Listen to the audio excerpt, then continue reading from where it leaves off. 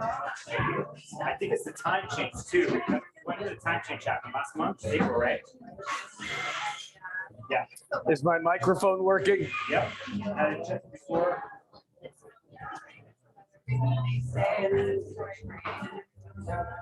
Yeah.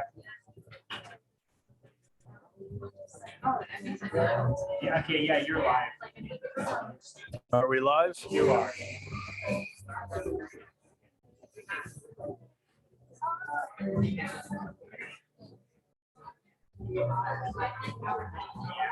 Say something really quick. All right. We are here. We are live. We will get started here in a few minutes. And we're going to be patient. And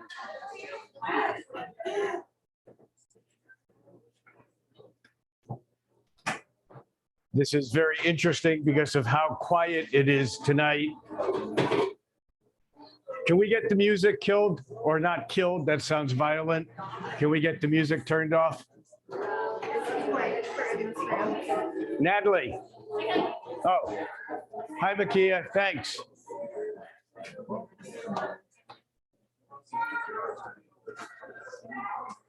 So, huh? Hello. All right. Hello. We're going to get started here.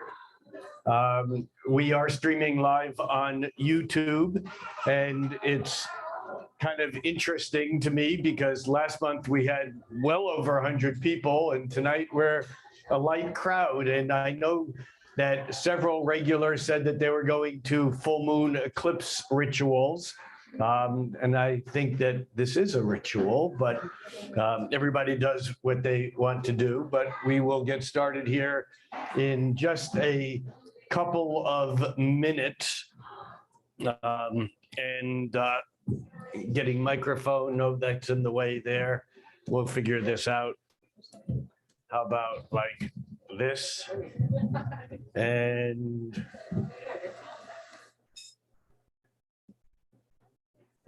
this meeting is being live streamed. How exciting. And there. And we'll get a chart up for now. And we'll get that out of the way. And good evening, everyone. And like I said, it's very interesting to me to see how few people are here tonight. My shattered ego will survive. The ones that are here are awesome. That is correct. And it is an eclipse day, and it is a full moon, which is now technically over. But eclipses, of course, seem to hang on. Their energy does hold for a while. We're going to take a quick step through the month. And there's a couple of things in particular that I want to talk about specifically this month. And in particular, I'm going to want to talk a little bit about Mercury retrograde, or I should say the fact that Mercury is in retrograde phase, apparent retrograde, because as we know, the planets don't really move backwards. They just look like it. So we're going to want to talk a little bit about Mercury in its retrograde phase. And we're going to talk a little bit about Pluto, because Pluto is the star character this month for a number of reasons. Many astrologers have been talking about that today, this morning's, I say this morning here in Seattle or outside of Seattle, Washington, the actual full moon, the eclipse occurred at 10:34 a.m. And this is, as an eclipse, is a particularly potent and powerful full moon. However, I'm of the belief that the new moon coming up on the 19th is actually even more powerful than this eclipse, and we'll speak to that, and that will return us back to the issue of Pluto and Pluto's extraordinary role in the month of May. So we have Pluto to talk about, Mercury retrograde to talk about. I also want to remind those of you here and those watching on the internet of two things. Number one, that Memorial Day weekend is NORWAC, the Northwest Astrological Conference. The physical conference is sold out, but it is going to be a conference that will be offered also as a virtual conference, and you can go to norwac.net and find out information on that and participate in the conference remotely. So that's exciting. It's, I think, maybe the first conference that's going to be both in person and virtual at the same time. And then secondly, before we move on, I just want to remind you that the last weekend in June, which oddly enough is July 4th weekend, I still don't know how that works, I'll be at Omega Institute outside of New York. You can go to eomega.org and find out more about that. And then the first week of December, I'll be doing a 10-day retreat in Goa, India. And you can go to Heaven and Earth Workshops, Heaven and Earth Workshops, all one word.com. And that's going to sell out. It's still 6 months away. And we have over 20 people already pre-registered, and we're going to close that at 40 people. So if that sounds exciting, act now before it's too late. Or as they say in some ceremonies, speak now or forever hold your peace. And with that, we are going to jump into May. So as I said at the beginning, what we really have to talk about this month is, yes, there was an eclipse this morning, and we are in eclipse season. I would be remiss in my duties if I didn't note the fact that there is a coronation of the United Kingdom's king tomorrow, which is basically still close enough to the eclipse that it is part of the eclipse. And it's a very interesting time to hold a coronation, because most astrologers would agree that eclipses have instability around them. And yet it would be a mistake to think that Charles has not consulted astrologers, because unlike in this country, in the United States, where presidents, when they consult astrologers, hide it. In England, the astrological tradition is very, very tied to the royal family, and Charles in particular has had numerous contacts with the astrology community and astrologers in England for many years. So it would be a mistake to think that he hasn't consulted with an astrologer. And my hat's off to fellow astrologer, British astrologer Steve Judd, who noted that, or who questioned, did Charles get bad advice from his astrologers? And the answer is no, he probably got advice that corresponded with what he knows about his reign as king. And that is that it won't likely last very long. And Steve went on record saying that he thought that it would be a 2-year run period. That was it. But time will tell. But it's important to note that with eclipses, and especially lunar eclipses, there is often a letting go of the past. And so I think that we are seeing that on the global scene in a number of events that are being set up. They're not played through yet. I'll come back to that concept in a little bit when we talk more about Pluto. But I want to start off talking about the fact that Mercury, which is the fastest moving of all the planets, normally spends, when it's moving quickly from Earth's point of view, it spends about 2 weeks whizzing through a sign. It moves almost twice as fast as the sun from the Earth's point of view. Now, here's the thing. When a planet turns retrograde, it doesn't actually go backwards. It's an optical illusion.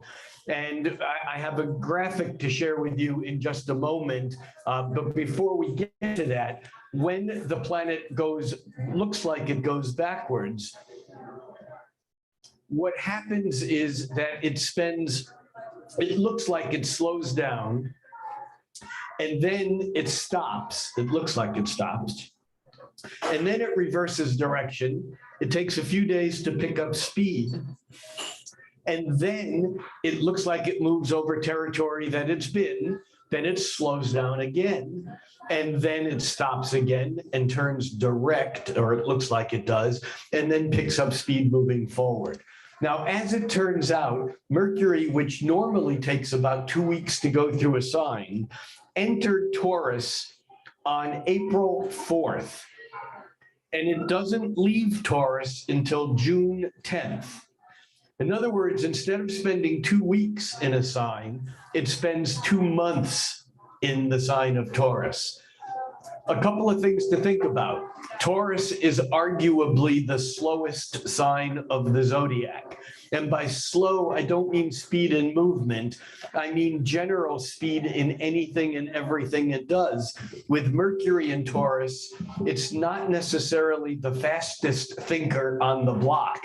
However, you can take the fast thinkers like Mercury in Aries or Mercury in Gemini, and they may think fast, but compared to a Mercury in Taurus, their thoughts ain't worth crap. Why? Because they can't hold on to them very long, because that Mercury in Taurus has stabilization, it has staying power, it has endurance, it has determination. And so with Mercury in Taurus, we already get a slowing down of the intellectual mental process. They say that a Mercury, someone born with Mercury in Taurus. Anyone here know they have Mercury in Taurus? No. Maybe you do, you just don't know it because your Mercury is in Taurus and you're slow. No, I'm going to get hate mail for that. It's not that Mercury in Taurus is in any way a debilitation. In fact, what it means is that it takes you longer to learn something, but once you learn it, you know it better than anyone. You have more groundedness, fundamental understanding of what you've learned. And if you want some reality, if you want to learn something for real, go to the Mercury in Taurus, because if they know it, they really know it. A Mercury in Gemini can pretend like they know it, but they'll forget it in a few minutes. You know, the Mercury in Aries, which I have, may learn it really fast, but they also forget it really fast. So Mercury in Taurus is already determined and slower, but then as it turns retrograde, it stays in Taurus forever. So it might feel frustrating with this Mercury going backwards, covering territory that we've already been over, thinking like, do we have to do this again? You know, it's like, do we have to see this movie, read this book again and again and again? We're getting visitations from other dimensions on the sound system. But the fact that I know that Mercury is in Taurus, I'm just going to ignore it and keep plodding through. All right, so the fact that Mercury is in Taurus is very significant. And one of Rick's rules, well, it's an astrology rule, is the slower that a planet moves, the more inertia, the more momentum, the more oomph it has. It's the difference between having a Mercury or Venus transit compared to a Saturn or even a Pluto transit, because the slower moving planet holds more weight. It's a heavier energy, which means that during this period of time, during May, remember, Mercury moved into Taurus at the beginning of April. It spent all of April in Taurus, but it turned retrograde the last week in April. It turned retrograde on April 22nd. And from April 22nd until May 14th, we're recording this live on the night of May 5th, the day of the eclipse, the full moon eclipse in Scorpio. But Mercury is retrograde. It's moving apparently retrograde now. And it won't be until May 14th when it actually turns direct. But here's the thing. Even though it moves direct and begins looking like it goes forward again, the middle of the month, May 14th, 15th, by the 16th, 17th, and 18th, it's building up a little speed. But it's not until the end of the month, May 31st, June 1st, when it goes through that degree of 15 degrees of Taurus, which is where it turned retrograde back in April, which means that it's not going to be until June. Even though Mercury is going direct for half of May, it won't be until June like we're feeling like we're getting anywhere new. So this is the backdrop of May, with Mercury retrograde for the first half of the month and direct for the second half of the month. But it's in that area of sky that we astrologers call the retro shade, or the retrograde shadow, where the planet goes through it and then retrogrades back through it and then forward through it a third time. And it's not until June that we're moving into new territory. So that's the first thing I want you to hold over here in your mind. And then the other thing that I want to share with you is that, intriguingly enough, Forbes magazine ran an article today. This is Forbes, the financial magazine, on their website, which I'm going to share with you here in a second, I think. Maybe. I thought I had it here. I do somewhere. There it is. Here's the Forbes website, and the article is what Mercury in retrograde actually is. Now, I have to say, although their astronomical description of Mercury retrograde, can we get a little bit lower volume on this? I seem to be. Yeah. And can you, while you're turning my volume down, can you make me a little taller? All right. Is that a little better? Sorry about that, guys. Okay.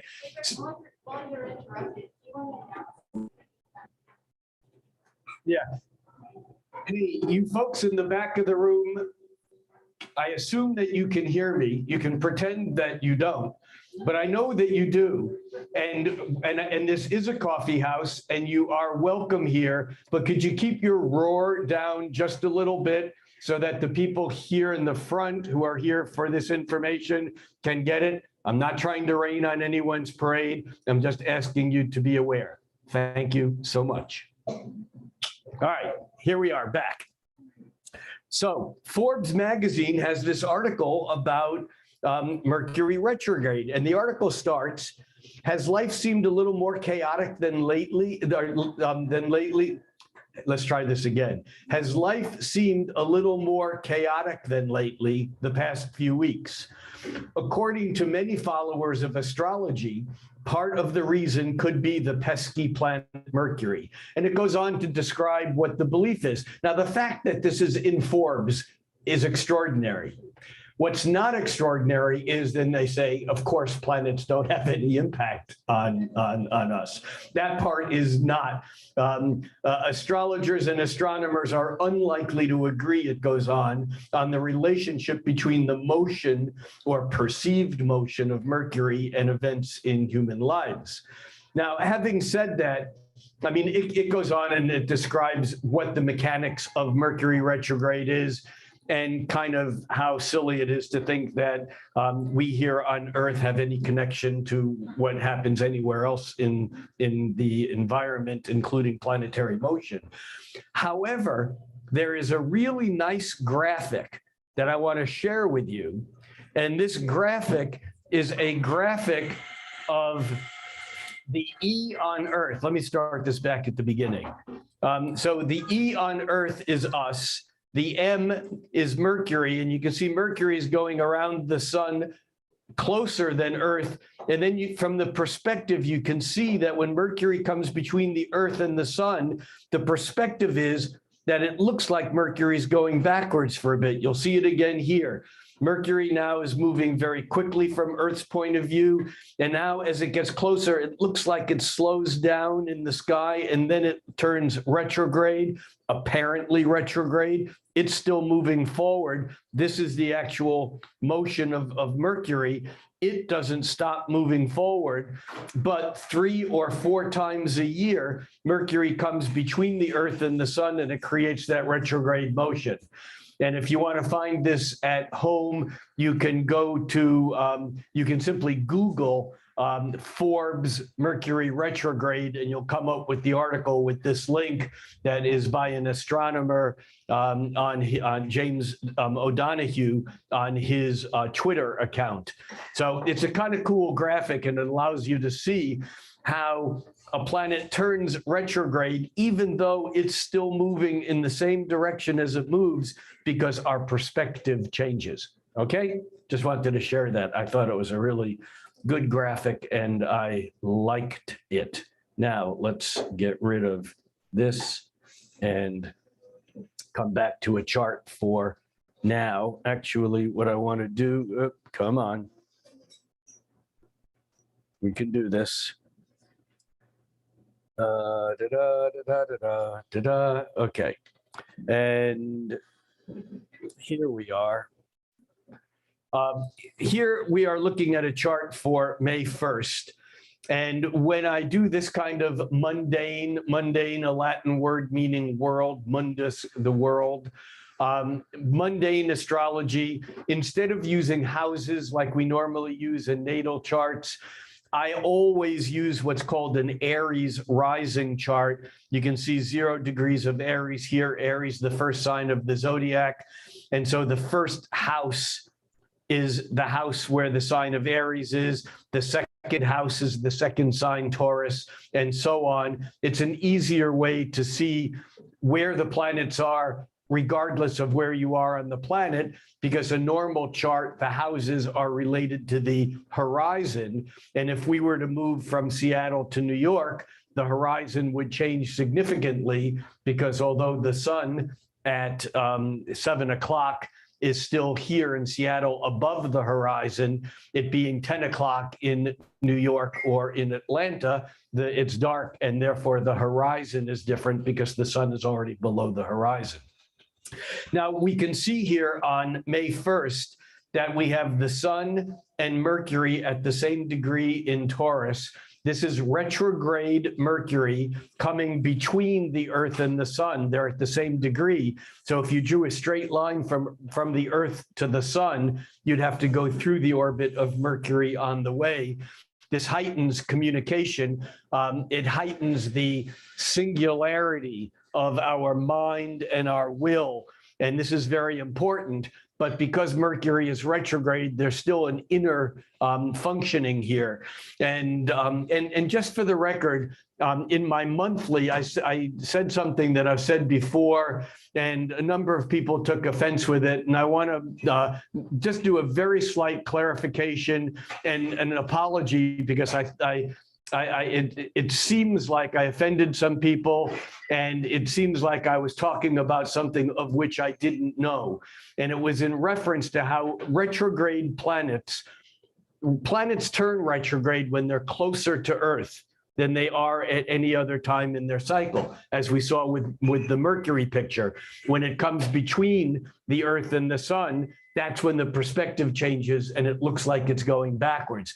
All planets, meaning Mercury, all real planets, meaning Mercury, Venus, Mars, Jupiter, Saturn, Uranus, Neptune, Pluto, Chiron, Eris, and whatever other things you use up there, excluding the sun and the moon, they all turn retrograde, and they all turn retrograde when they're closer to Earth. The ancients claimed that retrograde planets were problematic. And part of why they're problematic is that the energy gets louder. They're more stimulating. They're more active to us.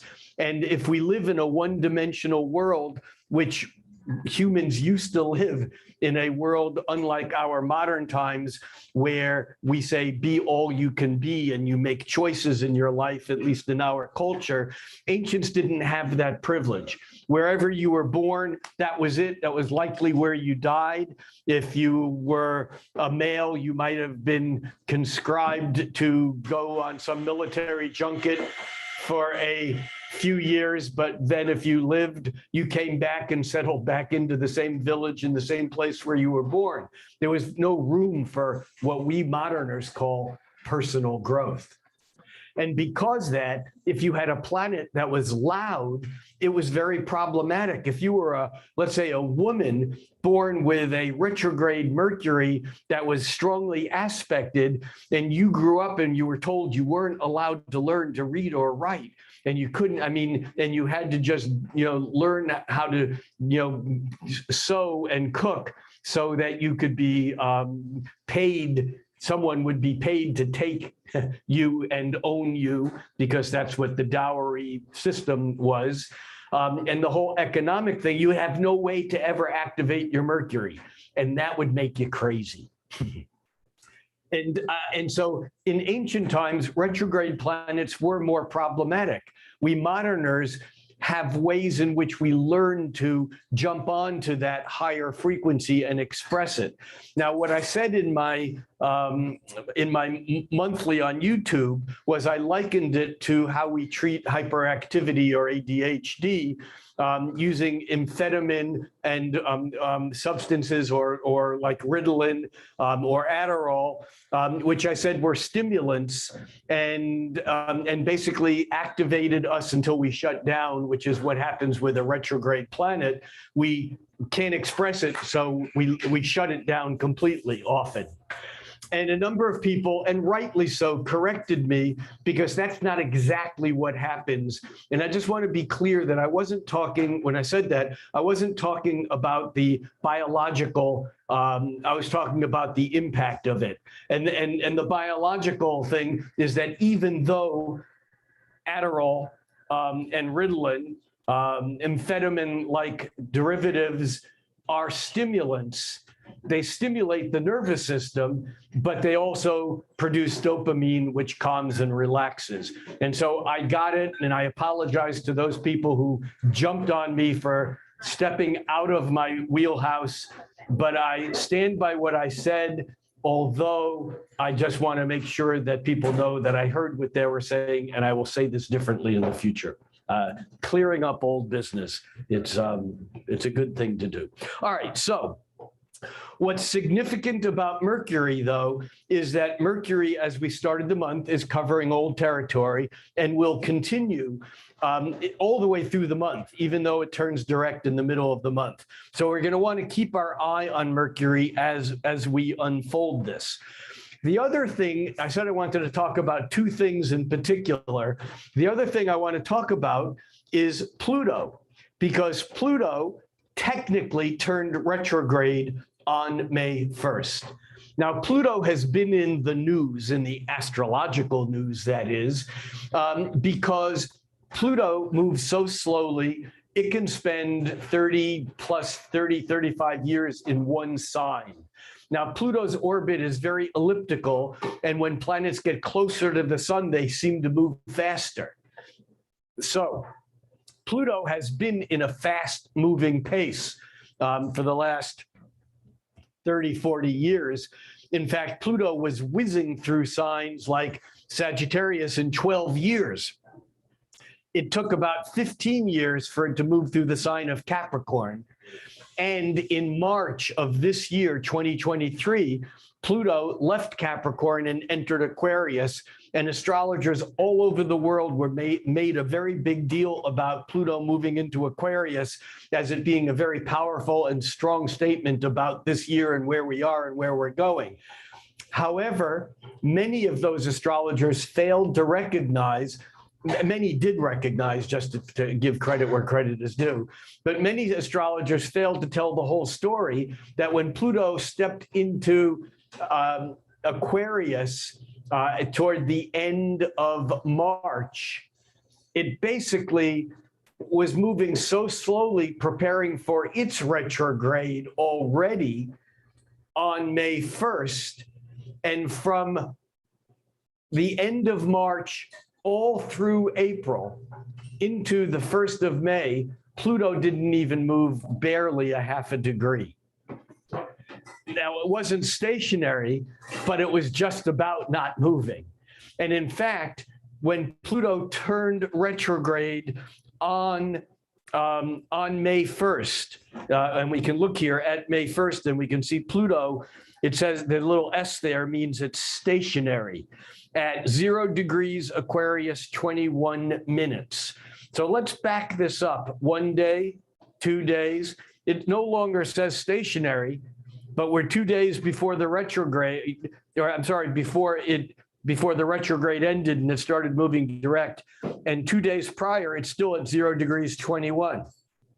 3 degrees prior, it's still at 0 degrees 21 Aquarius. 4 days, 5 days, 6 days. For an entire week, Pluto was in fact technically moving so slowly we couldn't measure it, but it did not move 1/60th of a degree. That's a minute, just like there's 60 minutes in an hour, there's 60 minutes in a degree. And Pluto, from April 23rd all the way through May 1st, when it technically turned direct, was stationary. Can you see that? And in fact, if we back it up, it was there another day, 2 days at 20 minutes. It was barely moving. So now let's bring this back to May 1st. And we can see that Pluto technically turned direct on May 1st. It didn't turn anything. It's holding its position. That's May 1st. Now just watch Pluto. May 1st, May 2nd. It's turned retrograde. May 3rd, May 4th, May 5th, May 6th, not until May 7th, May 8th, May 9th is when Pluto moves 1/60th of a degree. What this means is that Pluto has tremendous power. And in fact, if we cycled this all the way through the end of the month, and I'm just going to run this here, there's Pluto. By the end of the month, it's all the way back to 0 degrees Aquarius and 10 minutes. It's moved 10, 11 minutes of arc. That's 1/6 of a degree in 30 days. Pluto is holding power. There's a bug in the program. Or a fly not in the ointment. If it was in the ointment, it wouldn't be buzzing around. Okay. So the fact that Pluto is not moving all month while Mercury is holding its position or by sign for way longer than it normally does, combines into something that becomes incredibly important. And we're going to see how this unfolds. But these two pieces are significant. Now, if in fact we continue this day by day into June, we will see that by June 11th, Pluto actually retrogrades back into Capricorn. And it spends the rest of the year in Capricorn. So even though Pluto moved into Aquarius, this is the harbinger of the future and what's happening. No, it just touched its toe into the pond. And it goes, okay, I got it. I can't take this yet. And it runs back into Capricorn. And Pluto in Capricorn had work to do, but it's not done. And this is the important thing to understand about where we are in the big picture, because as Pluto continues to be in Aquarius through the month of May, it's really just creating ripples into the future, but we're not in the future yet. Who was it? The author of Cyberpunk, who? Not Neil Stephenson, no. No, he wrote Neuromancer and William Gibson. Thank you. William Gibson coined the word cyberspace 15 years before there was an internet. The guys William Gibson said, or wrote, I should say, He wrote, "The future is already here, although it's unevenly distributed." Clever boy. Anyhow, Capricorn has to do with ultimate structure. Capricorn is the structure of the banking system. It's the structure of government. Capricorn is the constitution of not only the United States, but it's the constitution and bylaws and rules and regulations and statutes that create the rules by which we live. Capricorn is stability.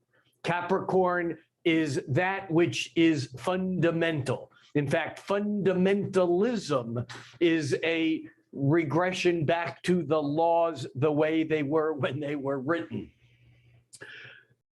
As Pluto moved through Capricorn from 2008 through March of 2023, we saw some of those things that we thought were ultimately the most stable things in our world become Plutonized. Pluto is Latin for Hades, which is Greek for hell. It's the Lord of death.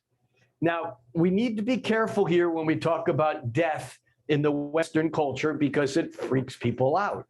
Ram Dass once said, and I never miss an opportunity to say this, Ram Dass once said that the great American death mantra is, "Oh shit," because we're not prepared. But death, as he also has been known to say, is perfectly safe. Death is a transformation, and this is the real meaning of Pluto. It's not about physical death, it's about transformation. And in fact, Pluto is in some ways the letting go of something in the past or the taking away of something that we had in the past so that something new can be reborn. You can't have something new if there's no room for it, and that's Pluto's job. Pluto's like Roto-Rooter who cleans out the pipes so that the new stuff can come through it.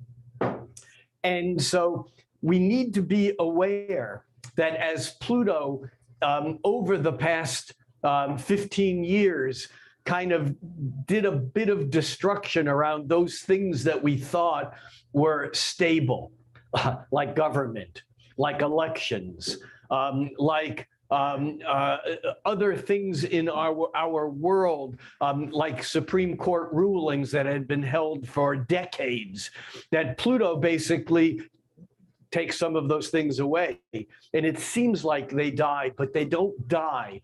They're just basically demoted from the top of the mountain into the valley so that they can be rebuilt and reconstructed in a way that's more useful for now. Pluto is not simply about change. It's about the process of metamorphosis. Pluto is the metamorphosis of a caterpillar becoming a butterfly. It's like you can't look at a caterpillar and imagine a butterfly. It doesn't work. But there's a process that happens. And that process is really important. And it's also important to understand that it happens on a time sequence that's as far away from Mercury, even slow Mercury in slow Taurus. Slow Mercury because it's retrograde and moving slowly. And in Taurus, it's slow because Taurus is a plodding and determined sign rather than a impulsive and let's just get there now sign. But Pluto moves so slowly that it's going to take 3 years for Pluto to move from Capricorn into Aquarius. It touched into, or it is now touching into Aquarius, but it's already backtracking, even though we can't see it and we won't see it for another few weeks. It's already going, oh no, I've stepped too far. I'm heading back to Capricorn and it'll be back in Capricorn by June 11th. And then it'll be in Capricorn for the rest of the year. And then it moves into Aquarius in January of 2024. And then it stays in Aquarius for a while, but it still moves back into Capricorn in 2024 toward the middle end of the year before it then moves back into Aquarius, where it then will stay for another 19 years. Point is, we're not there yet. And we have to keep that in mind that these changes that are occurring are unfolding slowly, and that as Pluto moves back into Capricorn, it has another round of destruction that it needs to complete with respect to things like elections, things like the truth, things like Supreme Court rulings, things like the fundamental reality of the world in which we live. And so banking is another important thing. You know, it was the real estate meltdown in 2008 occurred as Pluto was moving from Sagittarius into Capricorn. And we got a taste of this instability of money that we had largely forgotten about, and we're getting it again. Not only with the recent bank failure, but even yesterday or the day before, Chase bought out a bank that was on the verge of failing also. So I don't think we've seen the end of this. All right, now all of this is about May, but that's the background that is so important to understand May. And we're going to go back to tonight because May 5th, and what I really am dying to say, but I'm going to try not to, is May the 5th be with you.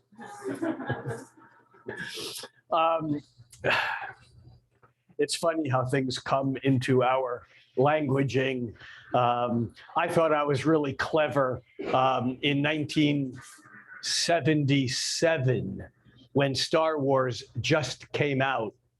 No, it was the following year because it came out in late July of 77.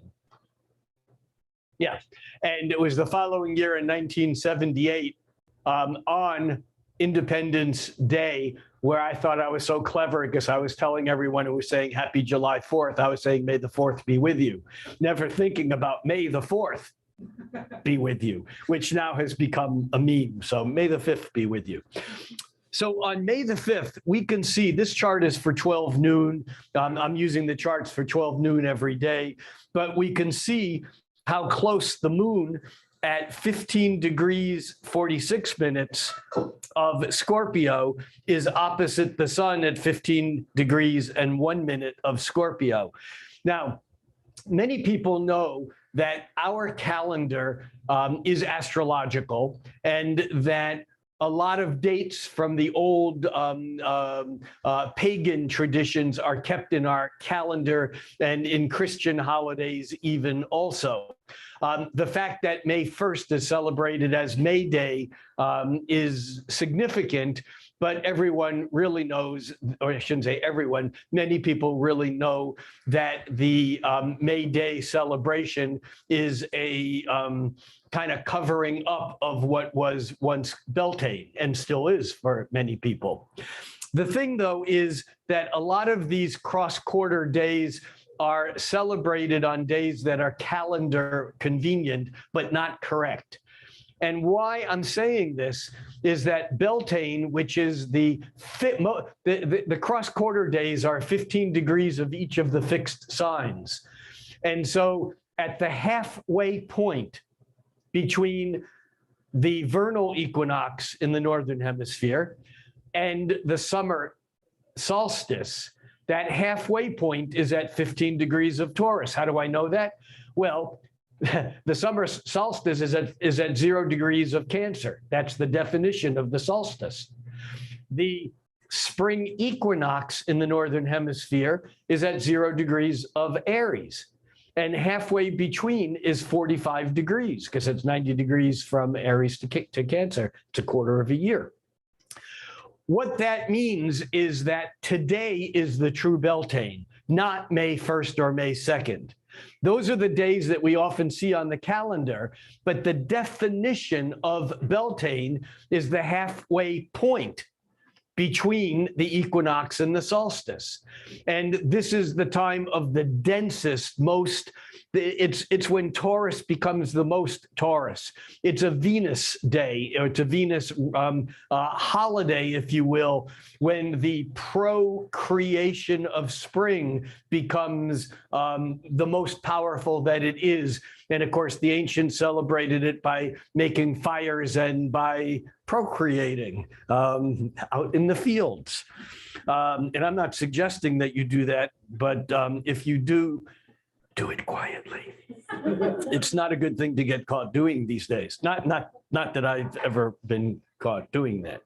Anyhow, so why I'm spending some time here is that it's incredibly potent that we have an eclipse on the true Beltane, because there's energy in that 15-degree Taurus point, and this moon is the opposition point to that 15-degree Taurus sun. So this is an important eclipse, but I'm going to come back to it in a minute when we look at the next new moon. And as I said earlier, I really believe that the upcoming new moon in Taurus on May 19th is actually more potent than this eclipse. Although, as I also mentioned, we do have a coronation that is occurring close to this eclipse. This eclipse, by the way, its important point is that it is conjunct, actually, the eclipse, the eclipsed moon is opposed Uranus, which means that the sun is coming into a conjunction with Uranus that will be exact on May 9th. I'm going to run this ahead a couple of days, and we're going to watch the sun, which moves forward almost a degree a day, and Uranus, which is still inching forward, but the moon will quickly be out of this picture as I run this forward 1 day, 2 days. See the sun now at 16, almost 17 degrees. There on May 8th, the sun is at 17, almost 18 degrees. And on May 9th, you can see that at noon, the sun is at 18 degrees Taurus and 53 minutes, just about caught up with Uranus. It actually catches up with it just before 1 p.m., within an hour of noon on Tuesday, May 9th. Now, what does this mean? This is the energy of the eclipse coming to fruition, and it's unstable. Why is it unstable? Because Uranus is the planet of instability. If Saturn is the planet of stability, Uranus is the planet that shatters Saturn when it's too structured, when it's too, too brittle. That's the word I was looking for. If we're so brittle, we have no movement, where we've become inanimate. Flexibility is important to stay alive. And the lightning striking of Uranus shatters brittle structure when it's overly structured. And so we are getting this now and over the next few days into next week, where we're going to see some kind of sudden changes in things.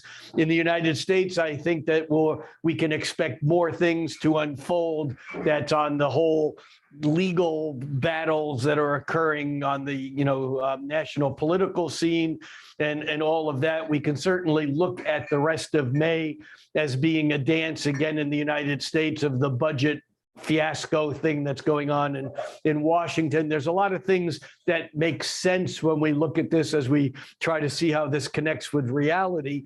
But I also want to be clear, this is impacting us on an individual, personal relationship, job, family, home life also, because as the sun moves to that conjunction with Uranus, what can we expect? Well, with Uranus, we can expect the unexpected. And if you have to make a prediction as an astrologer about Uranus, you predict something unpredictable will happen. It's a cop-out, but it's a good one. And it works because Uranus is contrary to what we expect or what we think. It's the breakthrough, it's the future, it's the unknown that kind of comes crashing through like lightning strikes. It's like when we get an idea, it's like the lightning striking over our head, the bulb goes off. And that's how Uranus works. All right. A couple of significant things to pay attention to this month is that as we move ahead from the conjunction, the Sun-Uranus conjunction on the 9th, we come to a few days around the 11th, 12th in particular, where Mercury and Venus are making some sweet aspects. And you can see here that the blue lines are basically the lines that are sextiles and trines. These are the smoother flowing aspects in astrology. And on May 12th, Mercury retrograding, which is slowing down to turn direct. Again, look at Mercury is at 7 degrees on the 8th. By the 9th, it's at late 6 degrees. On the 10th, it's at mid 6 degrees. On the 11th, it's at early 6 degrees. On the 12th, it's on early 6 degrees. On the 13th, it's at late 5 degrees. On the 14th, it's stationary, turning direct at 5 degrees. It stays at 5 degrees on the 15th. It's still at 5 degrees on the 16th, and it's back at 6 degrees on the 17th. What this means is that for a full week, Mercury is holding its position around that 5 or 6 degree point. Again, remember that when a planet looks like it's moving slower, it has more strength and more power. So Mercury here in Taurus is the determination to get to where we're thinking we're going. It's the nothing is going to pull us off course from the progress that we may be making. They say, I don't know who they are. Does anybody know who they are? Actually, I have a confession to make. I know who they are. I did the research. I Googled it. They, the unprecedented pronoun they, always refers to the National Research Institute. It's true. That's what they say. And no one knows where the National Research Institute is. I think it's in Langley, Virginia. I think it's connected with the CIA. At least that's what they say. But they say that when a planet is moving slowly, it holds more power. Now here we have Mercury kind of holding this place at around 6 degrees. And let's back this up a little bit to the 12th. Remember, it actually turns direct technically on the 14th, but don't expect any major changes, although often stuff breaks through or breaks free right around that point of the actual technical station. But look here at Mercury at 6 degrees of Taurus, and we have Venus at almost 6 degrees of Cancer. It's at 5 degrees, 39 minutes. That's like 1/3 of a degree away from being at 6 degrees of Cancer. In fact, if we move this ahead a couple of days, one day, it's at 6 degrees of Cancer the following day. So here we can see that Mercury is making a sextile with Saturn. That's that thick blue line on one side. And it's making a sextile with Venus on the other side, as Venus is coming to make a trine with Saturn. This is sweet. It's not sweet enough to bet your life on, but it's sweet. Why is it sweet? Well, think about it. Venus is what we like. Venus is what we love. Venus is how we love. Venus is what we're attracted to. Venus is our desires. It's not what we need, it's what we want. Venus is about pleasure. Venus is the goddess of love. Saturn, on the other hand, is dad saying no. Saturn is Satan. It's here's the rules. If you break them, you're screwed. Go to hell. Do not pass go. Saturn is the laws. It's the rules. It's the thou shalt not. That's Saturn's job. So normally Venus and Saturn don't necessarily play well together because Venus wants her goodies. Doesn't matter what gender you happen to be expressing, Venus is about the sweetness of pleasure and desire. Saturn, it doesn't matter whether the officer that stops you for speeding is a male or a female. Saturn is the authority that says you've extended your boundaries too far, and now you will pay the price. Venus and Saturn, like I said, it's warm and wet versus cold and dry. And they don't get along. But when they trine, there's a bit of magic that can happen. And the magic that can happen is that we become temporarily less intrigued by immediate gratification than we are by that which is real, has substance, and will last. That Venus and Saturn together actually can do real positive work because Venus and Saturn, when they're flowing together, the energy may not be as crazy, as passionate, as hot, as an unrestrained Venus and Mars and Aries, for example. But although it's a little bit cooler, it can have more endurance. It can last longer. It can have more meaning. So this Venus trining Saturn, which lasts for a few days and is exact late on the day on the 12th. At the same time, Mercury is at the halfway point between Saturn and Venus, making a supportive sextile. In other words, to both Mercury, Saturn, when they're supporting one another, when they're cooperating as a sextile, it's the opportunity that we gain when we speak the truth, when we have integrity, when that Mercury in Taurus is dealing with fundamental reality that is not seeking to be flashy or know-it-all, but is actually talking for real, that there's truth that can be spoken. And Mercury in that sextile with Saturn on the other side says that pleasure can be derived if one is bringing in Saturn the truth. Are you with me here? This is kind of a sweet little interlude. However, it doesn't last long. Or as I like to say, it's a pause in the disaster. There is another thing that is cooking here, though, that I would be remiss again if I didn't mention, and that is that Mars is moving through the latter degrees of Cancer.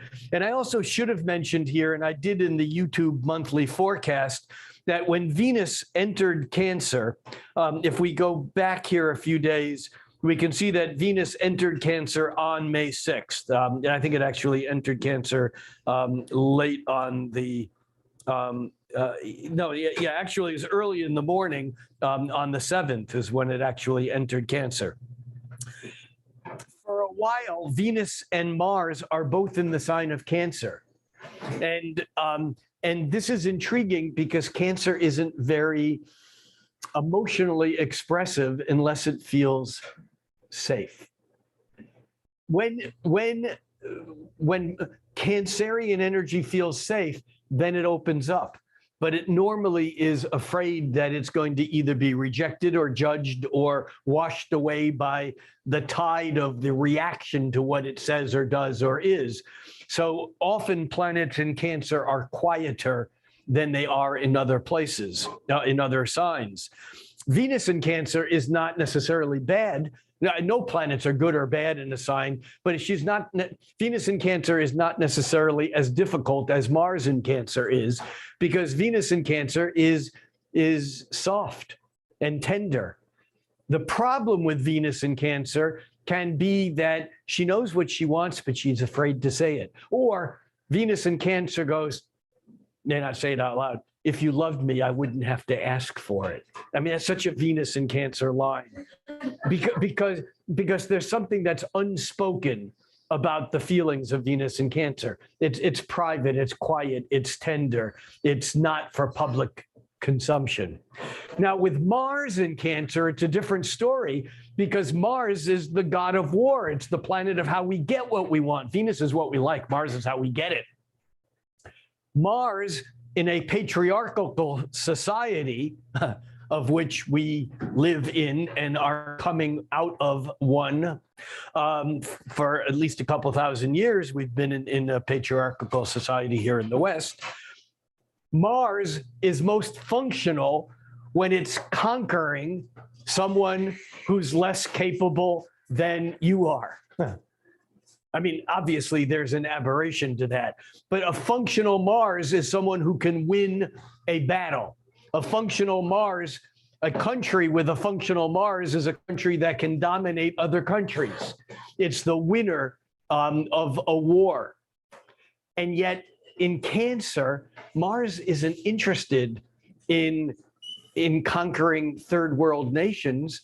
Mars is interested in fighting to protect its home and family. Now, granted, one can feel so insecure that just knowing that that country over there is doing bad shit, I could want to go and conquer it, not because I want to take it over, but because I'm afraid that if I don't, it's going to take me over. There is that. However, Mars in Cancer traditionally is considered to be far away from where it likes to be. It likes to be in Capricorn. That's its exaltation. That's where it functions well, when it's not at home in Aries. We have Venus and Mars in this emotional sign of Cancer all the way until the end of the month, when Mars actually enters Leo. Mars enters Leo, actually not the end of the month, but on the 20th. And so we can see that from the 7th until the 20th, Venus and Mars are both in Cancer. Now, here's where we're going with this. And that is, we can see here around the 12th that Venus sextile Mercury, sextile Saturn, and the Venus trine Saturn, that blue triangle there. But what we can also see is that Mars, as it moves towards the latter degrees of Cancer, Mars will make a trine with Neptune. And that trine to Neptune, watch, here's Mars at 25.5 degrees. That's on the 12th. There it is at 26. There it is at late 26. And by May 15th, Mars is forming an exact trine with Neptune. And look, now the sun is at that point where Mercury was with the Venus Saturn trine, because now the sun is coming into that point where it's going to be making sextiles to both Mars and to Neptune over the next couple of days. And so all of this energy is kind of I always want to say a fresh of breath air. I know that's technically a Spoonerism. Look it up. It's a breath of fresh air, because what happens when Mars makes a trine with Neptune? Well, on the upside, we are acting in grace with spiritual intent, and our imagination is flowing through us physically.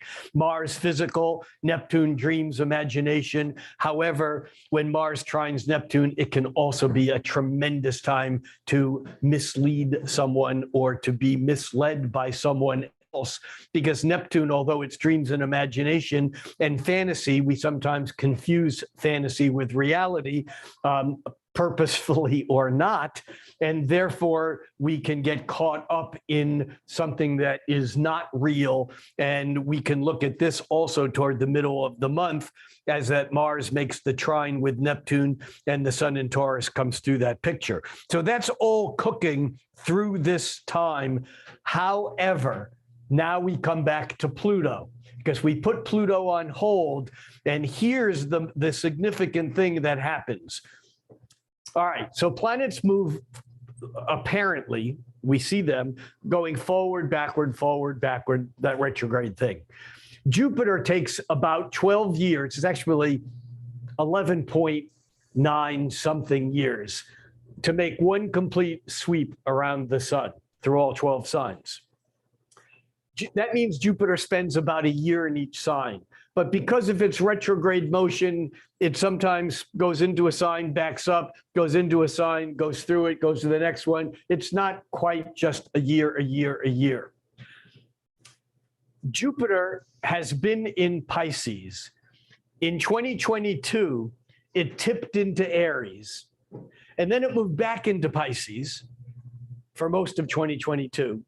And then in December of 2022, Jupiter moved into Aries, and it whizzed, well, it's whizzing through Aries, but it moves through all 30 degrees of Aries, and it enters Taurus on May 16th. So here we are with these sweet energies that we talked about, the Venus-Saturn with Mercury being at the sextile point, and then the Mars-Neptune with the sun being at the sextile point. And we can see on May 15th that the Jupiter is at 29 degrees and 47 minutes of Aries. That's 29 3/4 of a degree. That's a 1/4 of a degree away from it being at, on May 16th, 0 degrees of Taurus, 0, 0. So goodbye. I say goodbye being a multi-planet in Aries and having Jupiter having just gone over through the sign where my sun and my Mercury and my Venus and my Mars and my North Node are. And now by the May 16th, Jupiter has now moved into Taurus. So what's the difference? Where it will be for the rest of the year. So here's the thing. In Aries, because Aries is impulsive, Jupiter is opportunity, it's reward, it's growth. While Jupiter has been moving through Aries through the first 5 months, through January, February, March, April, and half of May, it's like we're ready to say yes to anything, even before we know what it is. There's just something exciting about what might be happening, even though it's not happening yet. It's like the potential and the opportunity is there, which is frustrating as hell because it's not happening, but Jupiter in Aries gives us that kind of like a sense of excitement.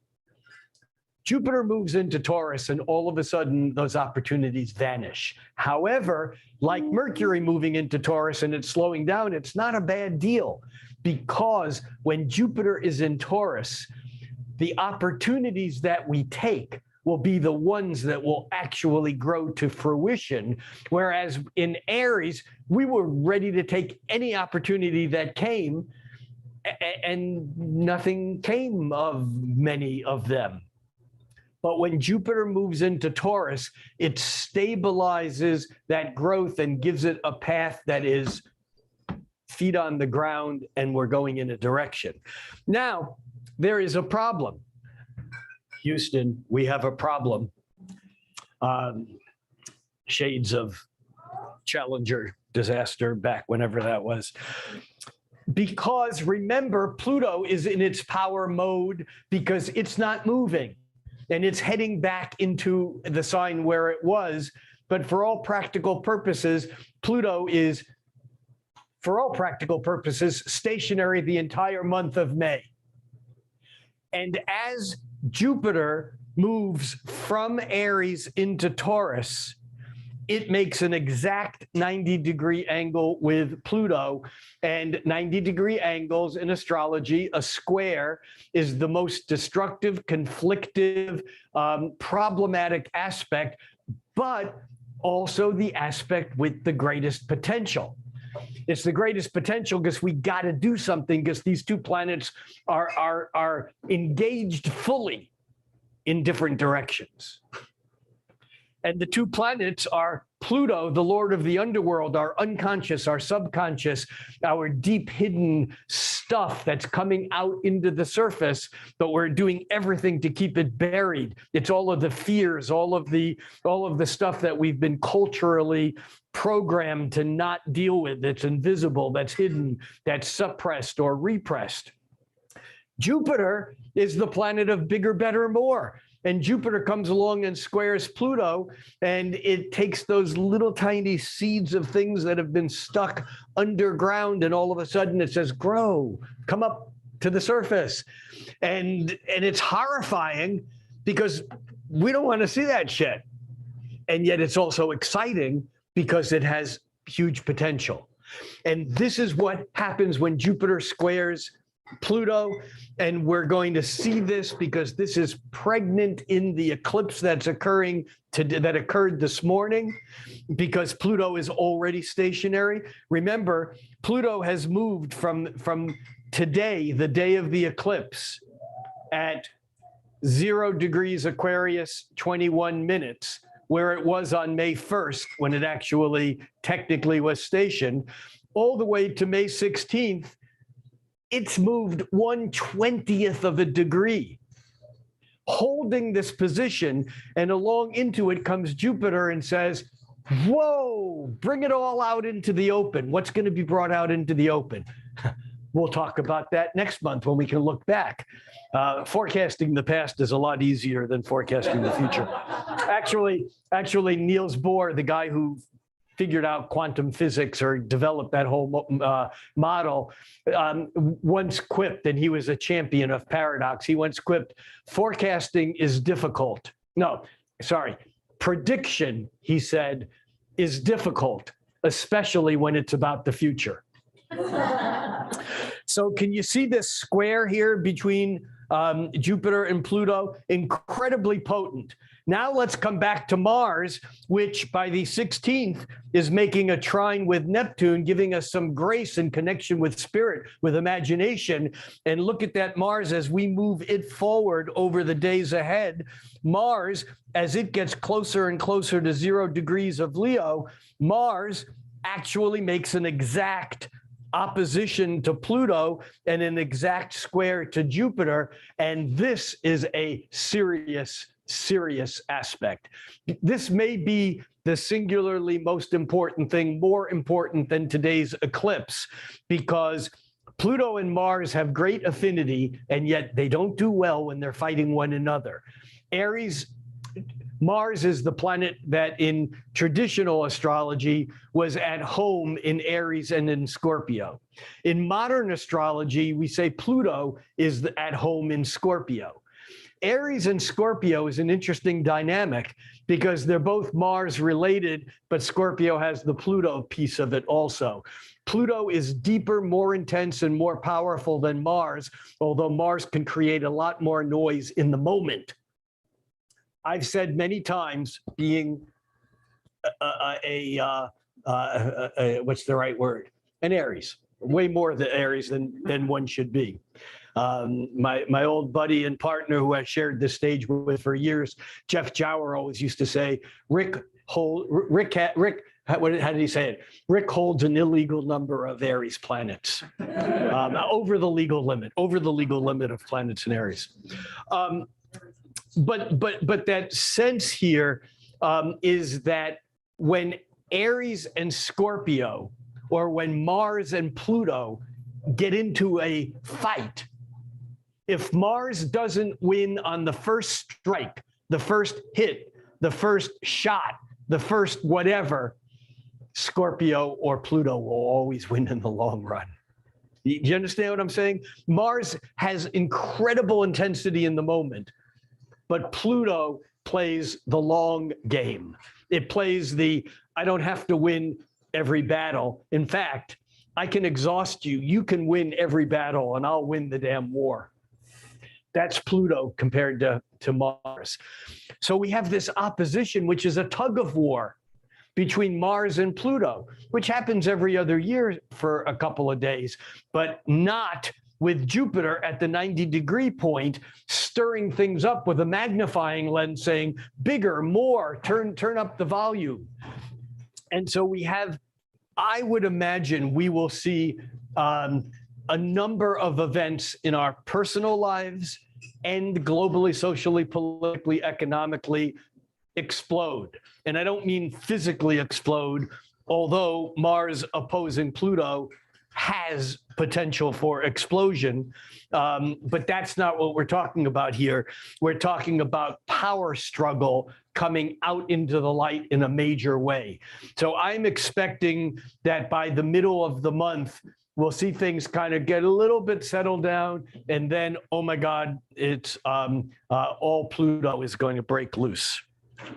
Pluto being Latin for hell.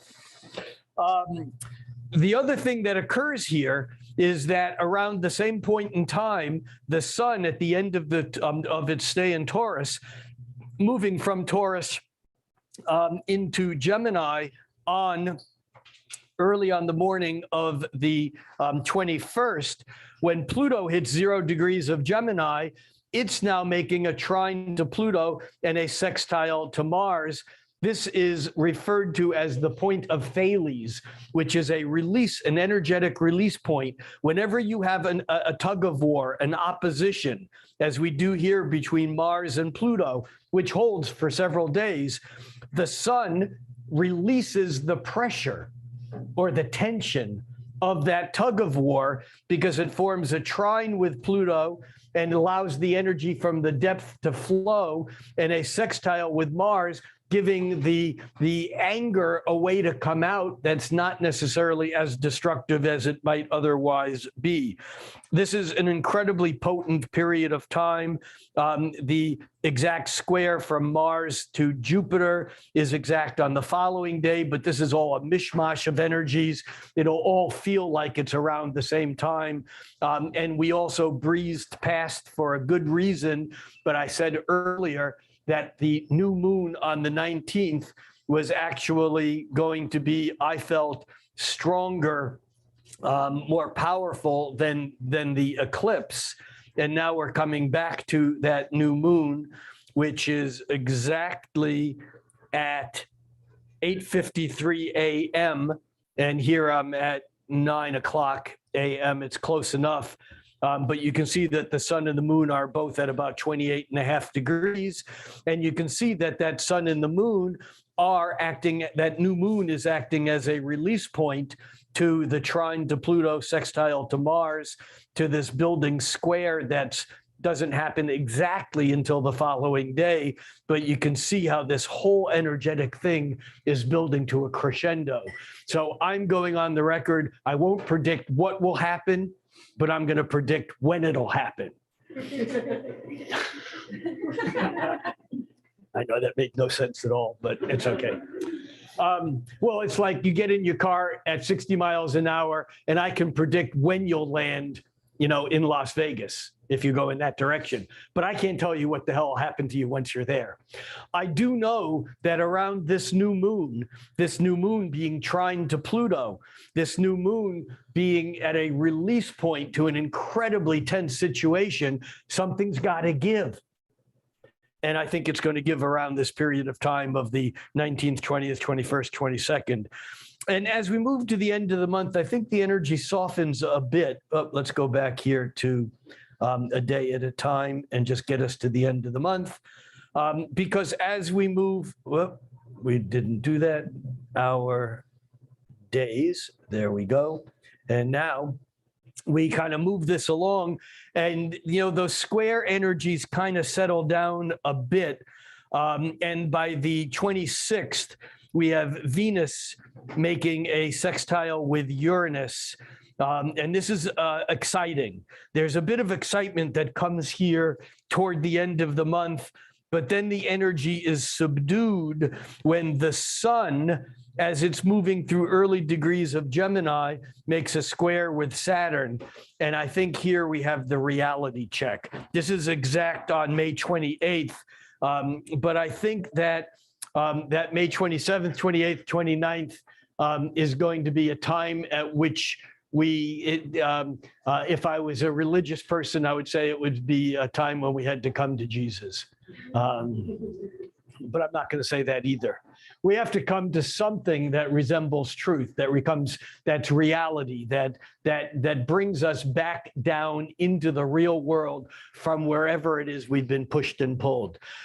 On the whole, and that's WHOLE,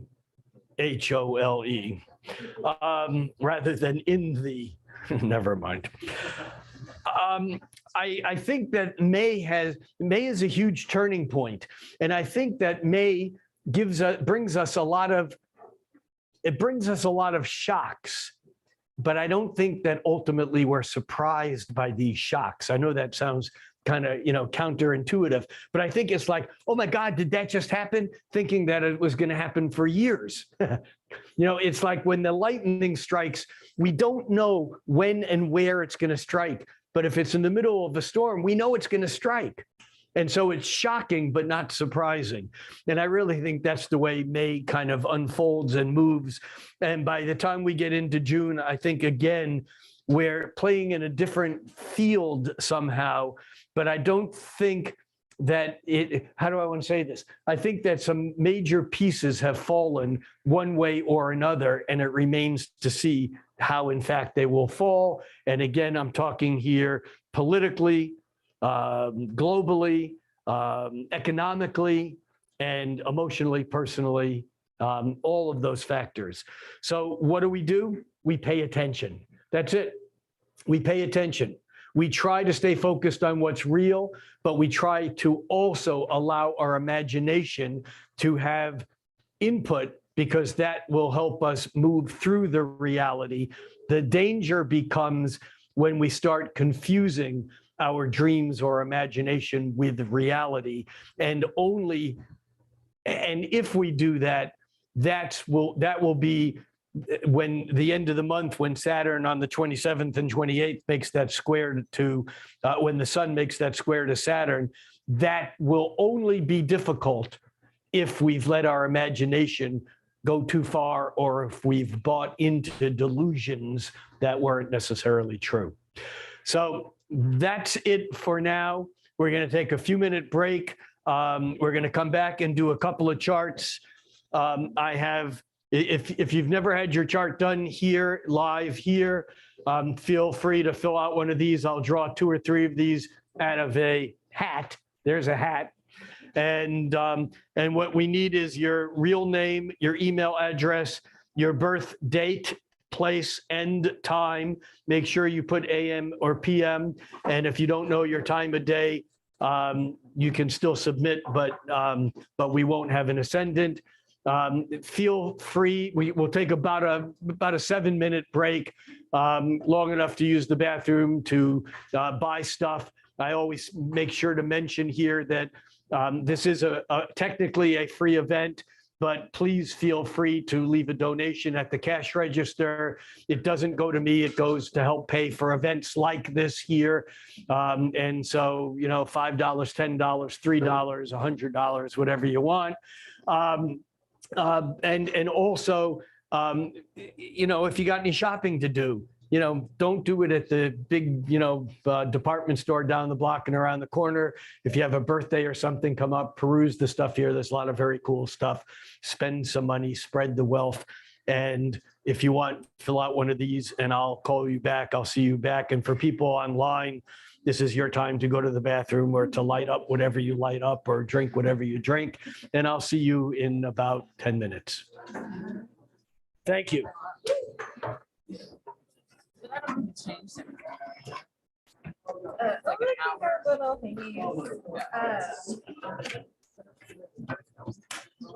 How are we doing, boss?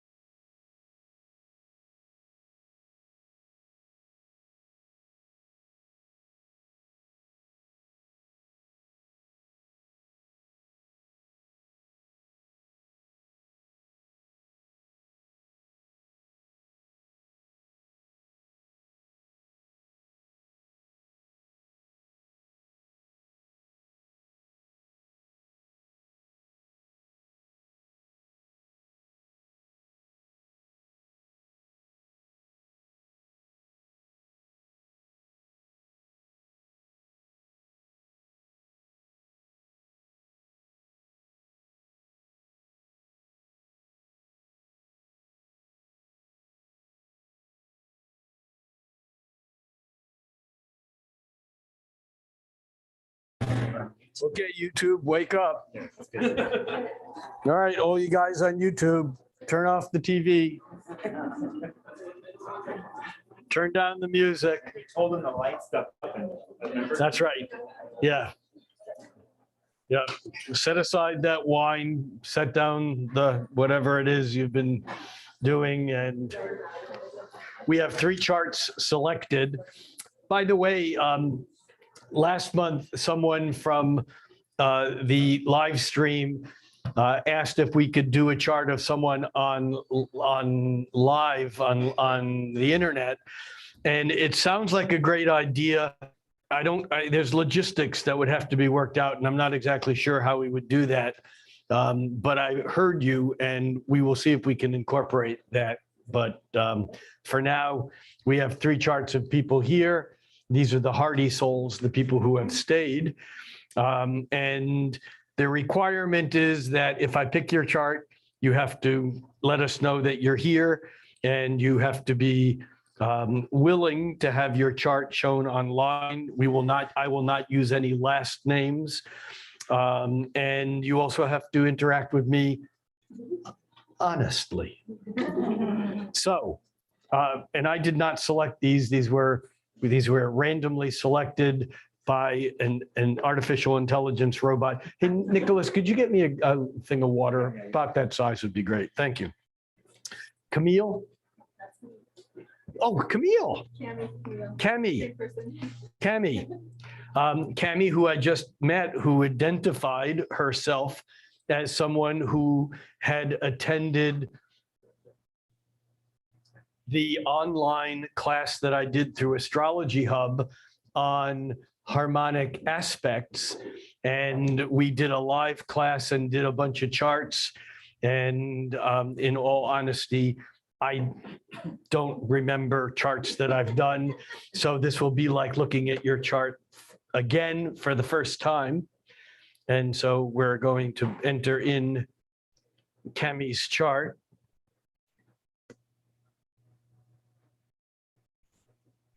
Come on.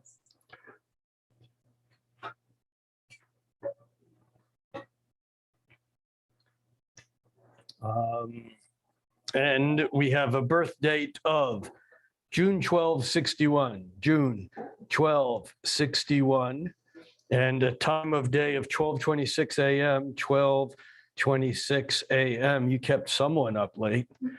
And that is in Siwa, Seattle. Whoop, that's backwards. Seattle, Seattle, Washington. And we change this back to Koch house systems, quadrant houses, and okay. And here we go. 20 degrees Aquarius rising, close enough. So when I look at a birth or natal, and the word natal is just simply Latin for birth.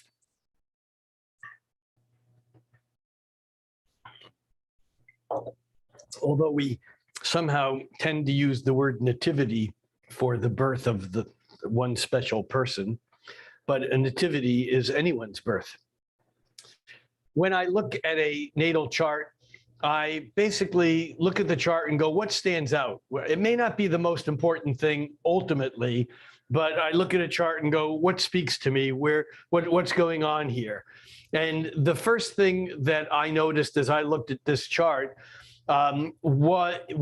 is this blue rectangle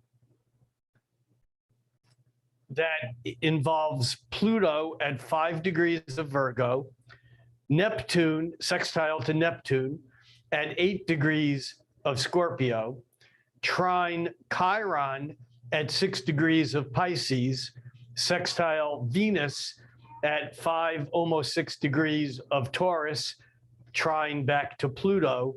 And on top of that, we have Mercury here at 10 degrees of Cancer in a grand trine with Neptune and Chiron. So what the hell does this mean? Now, notice that in looking at this chart, although, because I'm clever, I do notice also that Cami is a Gemini sun and moon in Gemini. But when I looked at the chart, that's not what stood out. What stood out was the geometric formation of what is called a mystic rectangle and a grand trine. When astrologers look at a chart, they look at the patterns that the planets make. And a grand trine is an easier one to conceptualize because a grand trine are three planets that are forming the points of an equilateral triangle. And they have to be within a few degrees. Here, the 8 degrees of Scorpio to 10 degrees of Cancer. That's when it's really 8 is almost 9 degrees because it's 8 degrees 54 minutes. So that's only about a little bit over a degree from being exact. Then the 10 degrees of Cancer to the 6, almost 7 degrees of Pisces is a little over 3 degrees from being exact. And then the Neptune to Chiron back this way is like a couple of degrees. But even though it looks a little bit wobbly, what we have here is 3 planets that are connected with one another by the fact that they're in the same element. They're all in water signs. So there's a planet in each of the 3 water signs at approximately the same degree. What this tells me is that regardless of the fact that Cami is an intellectual connector of information, looking to Gemini basically connect this data with that data, I often think of as Geminis, and don't take this personally, Cami, I think of Geminis as the information sluts of the zodiac. True. Huh? True. Oh, true. We have an admission. In other words, it doesn't matter what the quality of information is. If it's data, they want it because they know it can be connected with something else. And it's the connecting of the various pieces of information that create a fabric of perception. I had a friend many years ago who used to sign all of his emails in like the signature file under his name. It just said, just another data point. All of his emails ended with just another data point. And that's really what Gemini is driven by, realizing that reality is like an AM radio station that you can just tune it. And so there's even an important basic truth is just another data point. Now, we set that aside for a moment because we know behind that clever, witty, friendly, intellectually oriented Gemini sun and moon, we know that there is an emotional person at home who largely thinks in an emotional nature. Why do I say that? Even though Cami is a Gemini air sign, sun and moon, Mercury, which is the key planet of Gemini, is in Cancer. And so Mercury in Cancer is holding on to emotional ideas and thoughts that don't necessarily express as lightheartedly as the easygoing Gemini. There's a great Gemini line in a Ken Kesey novel, a collection of short stories of Ken Kesey's, the guy who wrote One Flew Over the Cuckoo's Nest. And the character in this book goes, he says to another character who's kind of warning him about this conversation that they're going to have when they get to where they're going with people who are like really, really brilliant. And the character says, it's okay, I can maybe with the best of them. That's Gemini. You can drop them in any situation and they'll figure out a way to engage and connect dots and communicate. However, Cami isn't telling you everything she feels. And that is doubly hidden by the fact that not only is the sun at 21 degrees of Gemini, but it's harmonizing its trine, the Aquarius ascendant, which gives Cami another layer of ability to show up without necessarily wimping out and telling you everything that she's feeling, because there's emotions that are going on that are not quite on the surface. But now here's the interesting thing. So this closed circuit emotional TV program that Cami is always running. Doesn't matter what's going on out there. She can close her eyes or go to her room and turn on that internal circuit, and her feelings are okay because they're hers and she knows them and she knows how they work in respect to what's going on the outside. But here's the other thing that makes this intriguing. And that is that Neptune, which is the planet of fantasy and dreams, which is connected to the Mercury, the intellect, and connected with Chiron, the teacher, the healer in all of us that often comes from a place of wound that we all carry, whatever that is, that closed circuit energy has an out. And the out is the fact that it's connected, the two of the three planets on that grand trine, Mercury, Neptune, Chiron, two of those three planets, Neptune and Chiron, are connected by sextiles to other planets that are connected by trines. In other words, Chiron is not only trine to Neptune as part of that grand trine, it's also sextile to Venus. And Neptune, part of that grand trine, is also sextile, is not only trine Chiron, but also sextile to Pluto. And the two planets that each of them are sextile, Chiron to Venus and Neptune to Pluto, those two planets are trine. This mystic rectangle basically contains awareness. There's oppositions here. Pluto opposed Chiron, Neptune opposed Venus. There are oppositions here, but on the outside, you look at the outside of this geometric formation and it looks good. The outer presentation in Cami's life is more, how do I say this? I don't want to say it looks better than it is because that's a negative judgment. It's just you have it down to make it, to interact with others in a way that is less threatening, less difficult, less off-putting than you might be if you actually showed up the way you would show up for someone who really mattered. Because those people get you, not just that outer presentation of you.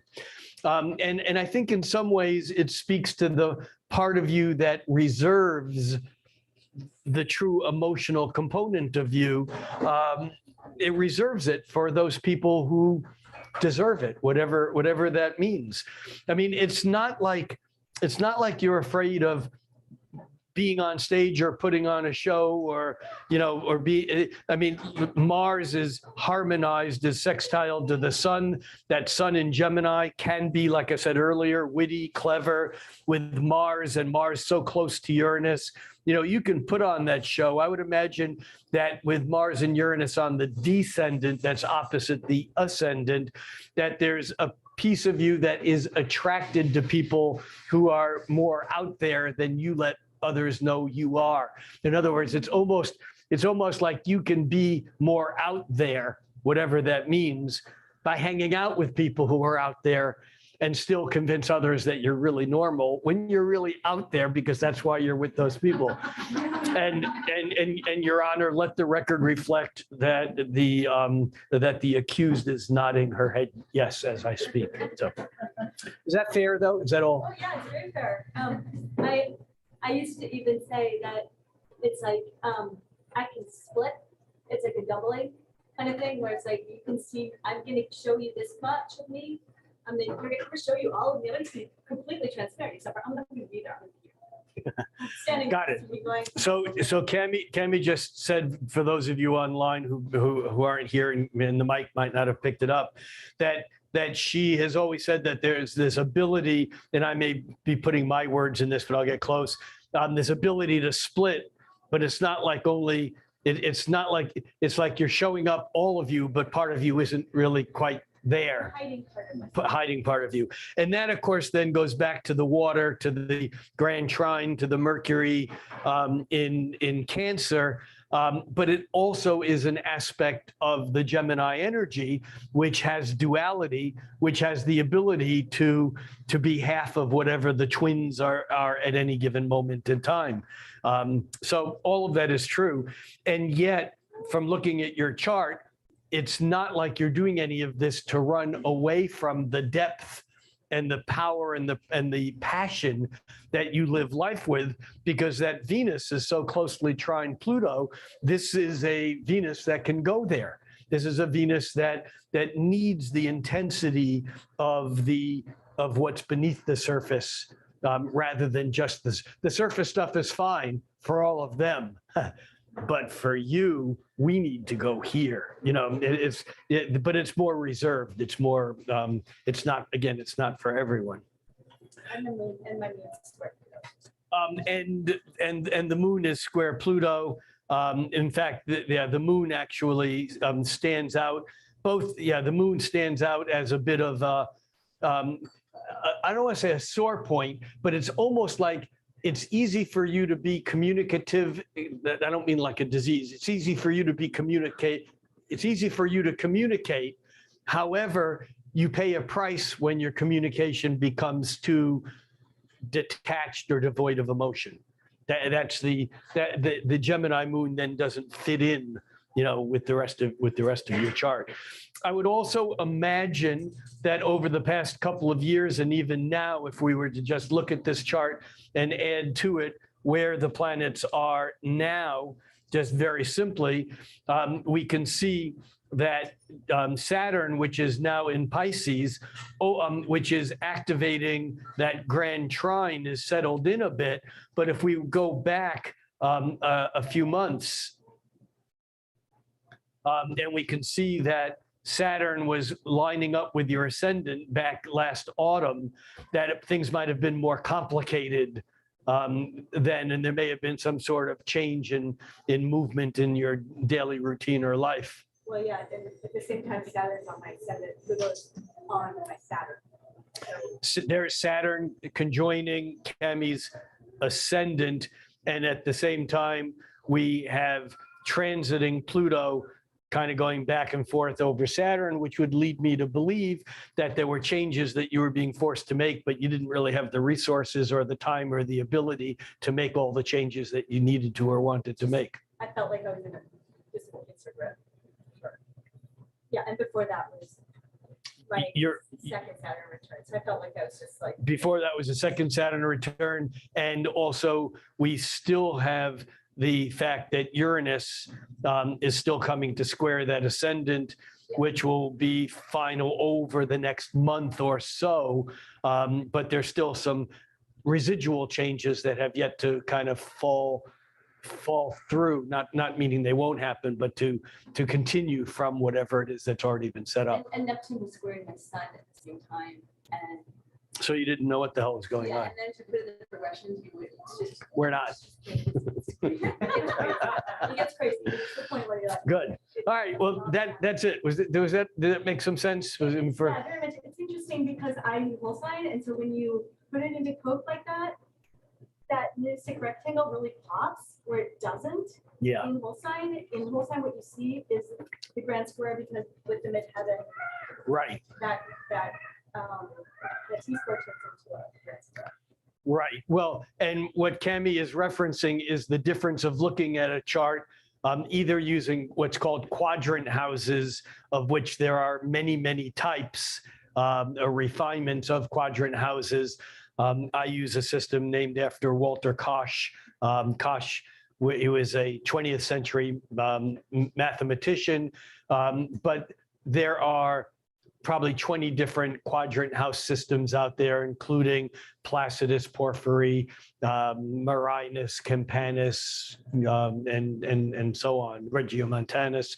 Most of them are named after priests who developed these techniques while being in a monastery. Anyhow, thank you. Yeah, thank you. It was really fun to. All right, next up, we have Marissa. Marissa, Hi. hey, why don't you come on up a little closer so I can see who you are. There's a bunch of empty seats here. Don't be shy. Yeah, you're on your own now, apparently. All right. Hey, Marissa. Let's see what we got here.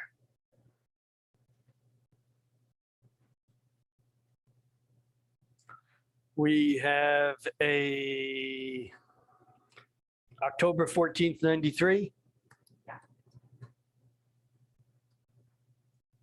October 14th, 93. And we have a 5:08 p.m., 5:08 p.m. And we have a Bremerton. Well, not a Bremkerton, Bremerton. There we go. And Marissa, what's your relationship with astrology? Do you study it? Do you know it? You just happen to be here tonight? I just have always been a fan, but I've never studied it. And have you ever seen your chart? Yeah, I've seen it. And do you have Pisces rising? Yes. All right. I'd just like to make sure that we're working on the same page. So that whole concept of what I call first shot, best shot, it's an Aries kind of a thing. When I look at Marissa's chart, one thing immediately stands out, followed by a couple of other things. What immediately stands out is all the planets, and I'm not including Chiron because that's not traditionally a planet, but all the planets in Marissa's chart are daytime, meaning that they're all above the horizon. Can you see that? What that tells me about Marissa and Marissa's life is that if you know Marissa, you know Marissa. In other words, if this chart were 12 hours later or earlier and all the planets were below the horizon, I would say that in some ways, people who know Marissa just don't know Marissa. But this is kind of like there are nuances, and there are strong nuances because there are 3 planets in the 8th house in Scorpio. So I'm not saying the double negative intended. I'm not saying there's no hidden aspects to your life, but largely people know that those are hidden aspects, or they know they're, because it's almost like living your life inside of a goldfish bowl. You know, people walk around and can see it from all sides. And again, it doesn't mean, I keep doing this with double negatives. There are certain pieces of your life that are hidden. And the Mars, Mercury, Pluto in Scorpio that is square your Saturn would certainly lead me to believe that there are pieces of your life that have to do with people running power trips on you, and probably parental early on, that you probably don't want to talk about, and I'm not going to ask you to in front of a group of people you don't know. And I suppose I could say to everyone online, Marissa's saying yes, yes, yes, but the truth is she's not saying anything. And I acknowledge that. But this is a part that is not as obvious and as out in the open, because it shouldn't be. It's yours. On the other hand, it's something that people who know you know that it's there, regardless of what they know about it or how much they know about it. And in some ways, I think, look, the other thing that is really strong is this whole pileup of planets here in Libra. Actually, Venus is in late Virgo, but you were born at the dark of a moon, meaning that if you look at the moon at 14, almost 15 degrees of Libra, it's about 5-6 degrees away from the sun, which is about 10 hours of Earth time. The moon moves about 1 degree every 2 hours. So I know, looking at your chart, you were born about 10 hours before a new moon. So there's this whole ending of something happening that is not quite there yet for the new beginning. And often people who are born at the very end of a lunar cycle have this kind of desire to move into what's next and yet a fear of what's around the corner combined. But the intriguing thing is that the planet Jupiter is right there in that mix, kind of as a temptation of saying things are going to get better. If you get through this, whatever this is, whether you're 4 years old or 12 years old or 17 years old or 48 years old or 81 years old, there's always going to be this sense if I just get through this, things will be better. And I'm not saying that things will always be bad and you need things to be better, but Jupiter in your chart is kind of like, it's kind of like this stake in the ground someplace in the future that gives you hope always for a better time ahead. And with those planets all in Libra, I think it's important, the dance that you do with other people. Relationships are important to you. And relationships are important and often have that Jupiterian hope of this is going to be great kind of thing attached to it. But there's always that nagging fear of what you don't say on the surface, of what wasn't okay. And it may not have been your relationship in the past. It may have been your observation of what an older or younger sibling went through, or what you're watching your parents and how they, interacted or didn't. But there's something here, again, about Saturn being 90 degrees or square to these planets in Scorpio, which in some ways, and in particular to Pluto, which is kind of about the dynamics of the hidden things that are not, it can be the abuse of authority or the overbearing of whether it was a strict father or something that was really kind of prevented you from really being the easygoing Libra that you kind of felt like you wanted to be, and instead had to become this strategic Libran. People forget that Libra, because it's Venus related, we think of it as art and, art related, and it is. But it's also about harmony and balance, which is the sign of the diplomat, the counselor, and the strategist. This is the part of you that actually in the relationship dance plays that strategy game of how do I interact? What do I be? What do I say? What don't I say? What do they expect? What boundaries is that going to push? What are my limits? Where can I go? But it's always with respect to the inner to the outer.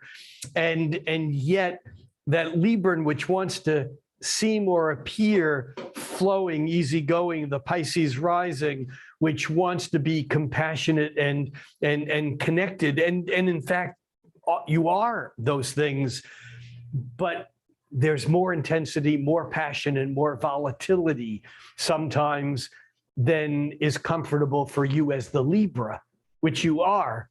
But there's also that other stuff which until you, and I'm not saying this with any judgment of you have or haven't done any of this work, but it's not about just going to therapy for a month and being done with it. This is a life work of managing that, what we would call the shadow energy, the energy that doesn't express. Even though you're in a goldfish bowl, you got these areas of that goldfish bowl that have, like shades that you can pull down. And that's okay. But it's also really important that you know where those shades are and are conscious, aware of where you pull them down so that you don't hide them from yourself, because if and when you do, that's when they get destructive. That's when they can get destructive in a relationship. Does this make sense to you? How are we doing? Pretty good. Pretty good? Yeah. What would make it better? I didn't need to put you on the spot.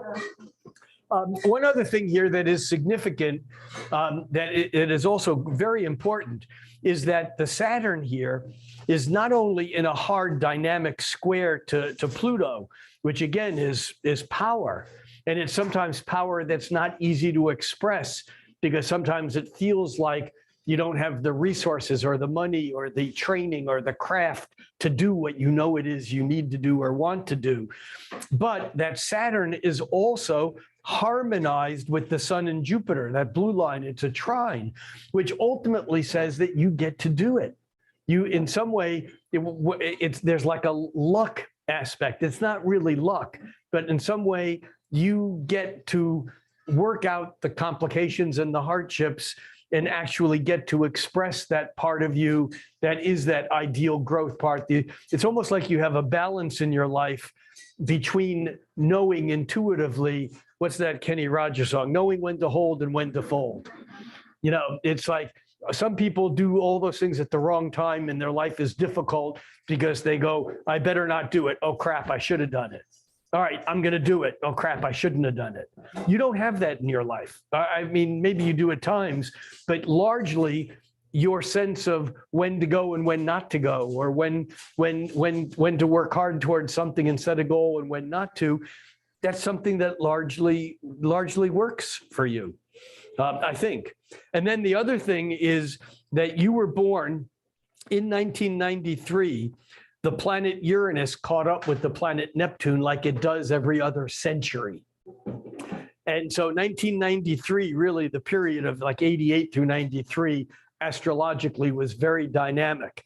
And you were born with that Uranus-Neptune conjunction that's more cultural, social. It's a signature of your generation, not just of you individually. However, the fact that square your sun and sextile your Mercury becomes important because somehow it's how you communicate, how you use your ability to interact with others that allows you to use that inventive, eclectic, even genius Uranus tied to your sense of spirit or creativity. Do you do any sort of art or creative work of any sort, or? Not really like talented. I'm creative in other ways. How so? Visually, What does that mean? kind of like graphic. Oh, okay. All right. Can't draw, but No, that's fine. like making. That's perfect for Uranus is technology. Uranus, as I said earlier, it's futuristic. And with the Uranus Neptune, it's almost like the imagination. Is that yours? That's fine. Oh, how old? 16 months. I didn't mean to separate you from. It's okay. Come up if you want. It's almost like the imagination, the Neptune, the dreams are connected technologically, and it's that piece that allows you to express the deeper piece of you. So to say that you aren't talented is not necessarily true. Your talent is a craft that you've developed that uses technology, and that makes sense from your chart, the strength of the Uranus there. Let's see. I think the other thing that's important to note is that over the next year and a half or two, Saturn in the sky, I mean, you've just experienced over the last year your Saturn return. Obviously, you have a child, and the Saturn return at age 28, 29, 30, right in there, is like instant grow up. Doesn't matter, who you are or what you're doing, you get the message, and it's like time to get real, time to grow up. And often a kid comes along with that deal. I had a child on my Saturn return. Not everyone does. Some people just change jobs or go back to school or buy a house or kill their parents or do something, something that has long lasting impact, whether it's, well played or not is a separate issue. But Saturn, having just returned to where it was when you were born, has now moved into Pisces. And over the next year and a half, Saturn will come over your ascendant back and forth. And so I would expect more changes to be in front of you. Not necessarily, often we go change, but this is a dynamic change that puts you into a state of kind of being, I see that the next phase of your life is not necessarily about accomplishing out there in the outer world. It's more about creating the safe haven and safe harbor, maybe for your child or children or family or whatever. There's a kind of time you get to do your growth, but it's not necessarily about climbing the ladder to success in the outer world. However, in about 8 years, that will occur, which always sounds like incredibly far away, no matter what age we are, but it has to do with the larger pattern of Saturn coming around your chart. So if you show up to one of these nights in 8 or 9 years, you might say, remember 8 years ago, you said, well, we finally launched their business. My husband and I did this, or I'm doing whatever it is that you're doing. But something here will be the next major push in your life for a decade or so. But that's not what your life is about right now. Right now, it's about lightening your load so that you can focus on the internal development rather than the external. Make sense? Okay. Okay. Thank you. Thank you. We're going to do one more chart real quickly, and then we're going to call it quits. Who do we got? Courtney, how did that happen? Will you put your name in there? All right. I've never looked at Courtney's chart, and it's going to sound wrong, but I've looked at Courtney. No, I know Courtney because Courtney is the president of the Washington State Astrology Association, which is the oldest of all the statewide associations in the country. And it's an organization that I was the president of in 1992, 93, and 94, back 30 years ago. That's frightening. That is frightening. That is really, I'm sorry I said that. That is frightening. And Courtney was born on, oh, look at that, June 20th, 1977. I remember that well. At 5:18 p.m. 5:18 p.m. Whoops. In the other Woodstock.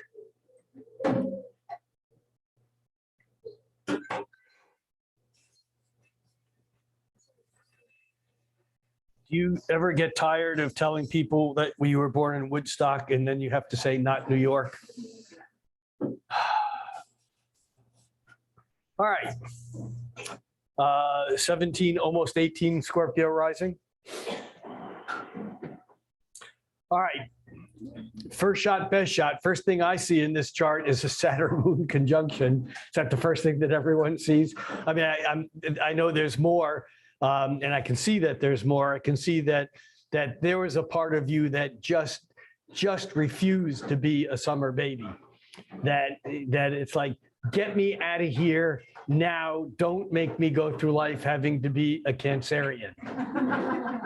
And the reason why I say that is that it is the prenatal, the prenatal being that initiates the birthing process, not the mother. That the fetus basically releases an endocrine hormone that's called Pitocin, which is actually what a doctor uses to induce labor. But it's released by the fetus, and then the mother, the host, responds with a similar release, and the releases get larger, and that's the dance, the endocrine dance that results in birth. And it's almost like the fetus is like an invisible, is like a blind surfer surfing electromagnetic waves. And it's like here, and part of surfing is not just being able to stand on the surfboard, it's knowing which wave to ride. And I think that the fetus actually has a hand in picking that moment, unless it's been interfered with by outside drugs or cesarean or whatever. And somehow even then it still works. But it's almost like I can see the fetal Courtney going, oh my God, if I don't do this now, I'm going to end up being a Cancer. I got to get out of here. And I imagine that when the birth happened, it happened because it did.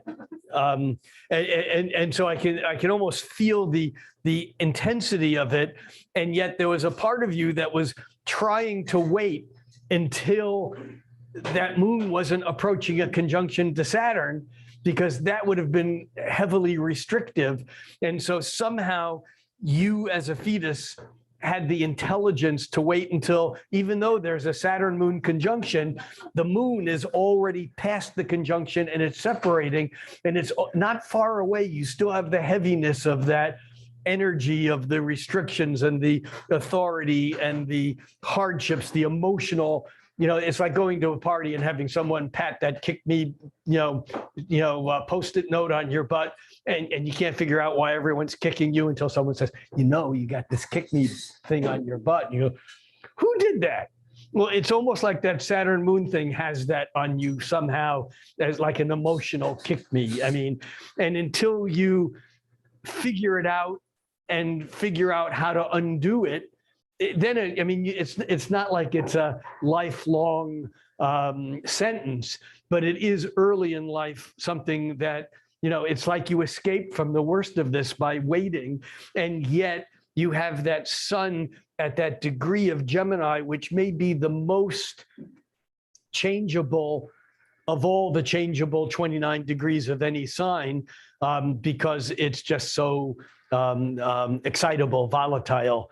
And then we also look at the Mercury conjunct Jupiter, the part of you that I imagine can tell a good tale. I don't even know what that means, but I mean, it's Mercury Jupiter in Gemini. It's and I really know nothing about you other than your role at the Washington State Association, but I would imagine that you could be an amazing that you are an amazing storyteller, because that Mercury Jupiter in Gemini is connected to the Saturn moon. When you tell your story, it's a real story, but you tell it in a way that may be a teachable, maybe something that becomes, because Jupiter is often the person that expands others or teaches. And here again, we see Jupiter opposite Neptune, but look at those blue lines around the outer edges. Look at how the Moon and Saturn are harmonized with Neptune. This could be good news, bad news. I mean, it's a trine. Trines historically are good because the energy flows. But what if the energy flows in a way you don't like it to, or is not healthy for you, and you have to figure out a way to break that flow of energy or change it, then every time you do it, this goes back to the way it was flowing before. So trines are not always as great as they sound. However, again, when you master this and learn how to work with this, with Pluto being in the middle here, this in a way takes those difficult emotional lessons that may be tied to Neptune, to deception, to influence, to religious delusion, or other forms of behavior that may be not based on reality. But now, once you get it, it's like once you get it, you get it. And I think that that's a powerful piece of your chart. The other thing that stands out here is that all these planets in Taurus, with the emphasis here mostly on Venus in Taurus. Venus is at home in Taurus. She's more at home in Taurus than in any other sign, even than in Libra, I think. And your Venus in Taurus, though, is not thoroughly a happy camper, even though she's strong there. She's square Saturn. That's Dad saying no. We're back to that. It's the thing that prevents her not meaning you, Courtney, but her meaning Venus, that part of you. It's the thing that makes it more difficult for her to get hers, whatever hers may be. But the other thing is that if you look at Venus and you see these green lines connecting Venus to Pluto and to Neptune, there's like a triangle here with Neptune and Pluto being at the base of this triangle or pyramid pointing up here to Venus and the other planets, and Mars even too. And this is a configuration sometimes called the finger of God. And it's not this finger, by the way. It's actually this finger, because it comes from in the Hebrew, in the Jewish tradition, when they read the Torah, which is the old Bible, they read it with a pointing device because you're not allowed to touch the document itself. It's on sheepskin, and the oil of the hand would degrade it. So they use a pointer that's actually like a long pencil made out of silver with a little hand on the end with a pointer. And that's called a yod, which is, or yud, which is the 10th letter of the Hebrew alphabet. And it's referred to as the finger of God. And the finger of God is basically two planets that are getting along. In your case, that's Neptune and Pluto. And yet they're pointing to Venus, which is a bit awkward because they don't get along with Venus, and yet they have to. And it's that repetitive learning of how to work with that energy that gives you a craft or a skill or something that you master. I sometimes think of the quincunx, which is 5/12 of the circle, those green lines. I sometimes think of them as the mosquito in the tent at night as you're falling asleep. You know, and you know what's worse than if it's cold and rainy and you're in your sleeping bag and you finally get a little bit warm, and just as you're ready to doze off, you hear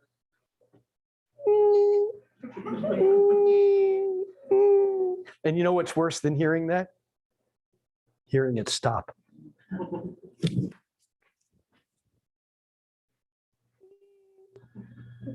And you can't go to sleep because you know that if you fall asleep, you're going to wake up in the morning with bites all over your face. And so finally, you sit up and you go, and you turn on your lantern or whatever, and you go, okay, mosquito, it's you or me, and it's going to be you because I'm a human and you're just okay, I'll wait. And 5 minutes, 10 minutes goes by, no mosquito. You think, must have got out. I'm going back to sleep. And of course, just as you start falling asleep, you hear it again. And this is the quincunx. You don't ever resolve it. It becomes that thing that you learn to live with, that becomes part of who you are, that actually can help you develop a skill that other people don't have because they don't know how to be in a tent with a mosquito, per se. It's that place where if you take your hand and hold it out here and wiggle your fingers and move it back, there's a place where you can't tell that it's your hand anymore. But you know that there's something out there moving. You can sense it. And now imagine that there's a steel beam connecting your wrist, your hand, with your ear. And you say, all right, I want to see what the hell that is. All right, it's bothering me. I don't ever want to look at it again. It's like as you move, it moves with you. And that's what a quincunx is. You can't bring it into focus, but you can't get rid of it. And it's your Venus. And I would imagine, and I'm going to take a real quick look here before we call this quits. I would imagine that if we looked at a higher aspect version of your chart, I would imagine that Venus becomes connected, by either septiles or quintiles, that there's other things that connect that. I don't know if I have one here that will allow me to look at, just if I have something here. I can do this real quickly and we can see here, we're going to, don't let me dazzle you here with my Solar Fire, which is the software that I'm using. What I just want to see is in other aspects, I want to see if that Venus is connected to anything that gives it any sense of relief. And it does in the seventh. So in the 10th harmonic, that's a half of a quintile. You see this pattern here with these yellow lines going around, making that rectangle? That is a whole spiritual connectivity that we could have a longer discussion about, not in front of the whole class, or in the front of the whole group, but this is involving your Venus, and that Venus to Jupiter is actually connected by this half of a quintile, which is 1/10 of a circle, which in fact gives you a creative place to go with that Venus that is about physical manifestation, but it's not in the normal aspects that most astrologers use. So that's the short version here. I would also be a little bit, what's the right word? I don't want to miss the fact that you have just had over the last couple of years, year and a half, Saturn opposing your moon and opposing Saturn, which might not have been all that fun. But you also have had Uranus coming around here, and it's kind of at the tail end of it. But I would imagine that your life is now going into a place where you're launching something that's a long-term thing that is maybe different than where you've been, comparing to the chart that we did just a few minutes ago for Marissa. And we talked about her Saturn coming over her ascendant, and then that period of preparing and inner work. Well, your Saturn has just come up over that point at the bottom of your chart. And so over the past months, it's almost like the tide has changed. And it's a little bit early yet to define what it is and where it's going, but you may have in your mind some sense of the direction.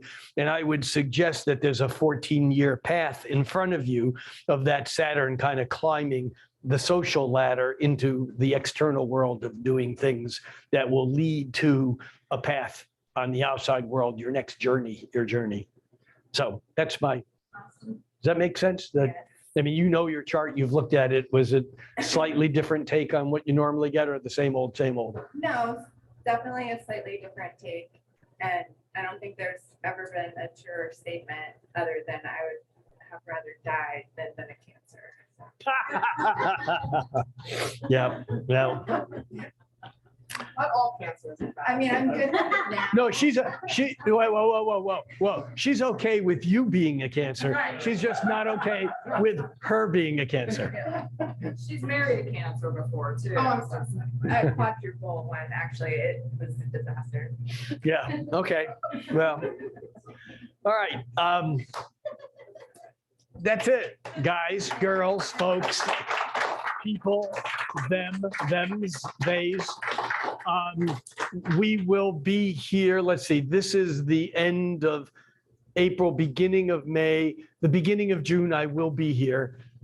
We will not have a meeting here live the 1st of July. I will be on the road for a few weeks, but I will be here next month. And for those of you who get the YouTube stuff, on Patreon, patreon.com/Rick Levine, there's a mid-month update that comes out, but you have to sign up on Patreon to get that. Otherwise, the 1st of the month will come out again on whatever next month is. June. And how many here, or is anyone here going to Norwalk? 1, 2, 3. All right. Is there, Gemini it's Mermaid. sold out, right? Yeah, well, that's right. If you haven't registered, you might be able to get on a waiting list. I think there is a waiting list, but you can go virtually. The advantage of going, even virtual, is that there are, I think, about 6 speakers at each slot, 4 per day for Friday afternoon, all day Saturday, all day Sunday. And when you register, not only do you get to pick which ones you want to go to live, but for 2 weeks after the event, you have access to all the ones that you missed or any of them at any time. And so it's really an amazing deal. This is a product or a result of virtual conferences. And it didn't used to be like that. It used to be that if you went to a conference, you got to see the ones you got to see. And if you wanted to see any others, you had to buy the recording for, 10 or 15 bucks, but you get it all included in the price. So yeah, that's it. I think that's it. And thank you to all of you out there in YouTube land. And this will be up on YouTube as a saved file. Feel free to share it. And we'll see you all next month. Thank you. All right. Stop on the street. Wait, hold on. We got to take care of some housekeeping, and then I have a very short announcement. Zoom out. I'm like, cool. But, you know, sometimes the single days at the conference open up, so if you get on the waiting list and you email Laura, like, in the last week for the conference, people drop out, and you can get in there. It happens all the time. You can even go there